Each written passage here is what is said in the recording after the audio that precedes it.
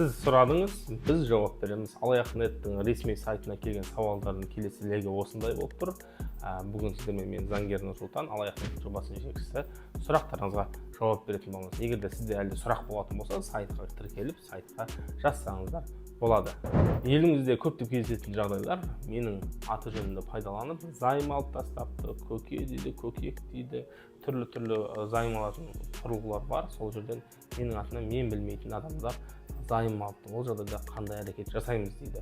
Ең бірінші мәселе бұл жерде сол сіздің қатысуыңыз алынған қарыз, кредит, займ деген мәселелердің барлығын фиксировать етуіміз керек. Қалай фиксировать етеміз? Яғни сіз дәл сол ақпарат өзіңізге келген күні полицияға арызданасыз.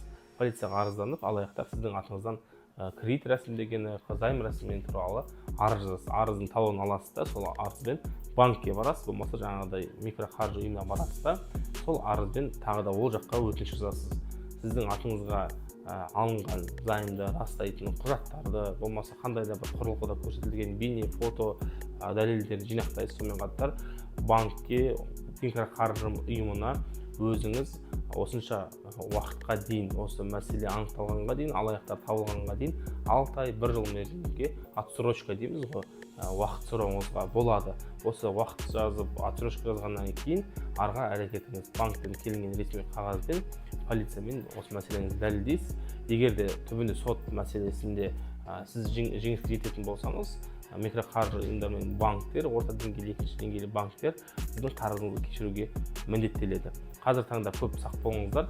Тіпті сіздің куәлігіңізден бөлек қазір енді верификация керек болады. Ол верификацияны айналып өту үшін олар сізге хабарласып, әсіресе үлкен кісілерге түрін көрсетуін, болмаса қандай да бір алыстан басқарылатын бағдарламаларды сұрау, орнатуды сұрау мүмкін. Сол арқылы түріңізді көрсетіңіз, сіздің атыңызға күмәнді операция жүріп жатыр деп алдауы мүмкін. Осылардан сақ болыңыздар.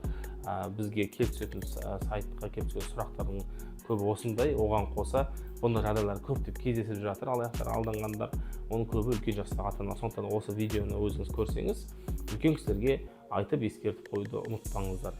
Алаяқ.нет сайтына тағы да қандай сұрақтарыңыз бар, жолдаңыздар. Біз осылай видео жауап ретінде алдағы уақытта сауалдарыңызға жауап беріп отыратын боламыз. Сіздермен болған Алаяқ.нет жобасы. Алданып жоқ іздегенше алданбайтын жол іздеңіз.